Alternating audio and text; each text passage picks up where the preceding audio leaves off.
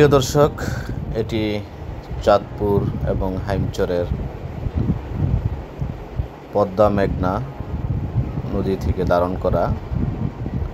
আপনারা দেখছেন গাংচিল ও অসংখ্য পানকুড়ি উড়ে বেড়াচ্ছে। বছরের এই সময়টাতে নদী একটু শান্ত থাকে। নানা রকমের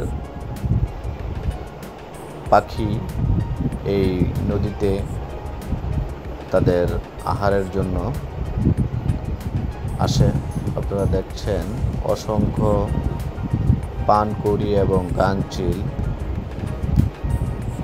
নদীর মধ্যে উড়ে বেড়াচ্ছে, আবার কেউ মাছ শিকারে ব্যস্ত। দৃশ্যটি খুবই চমৎকার।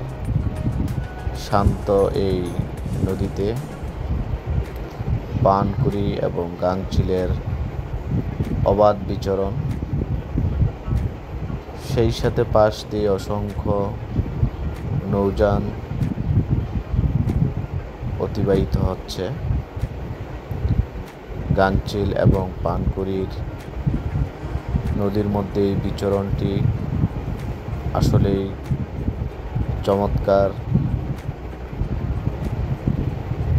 নদী শান্ত থাকার কারণে এই গাংচিল এবং পানকৌড়িরা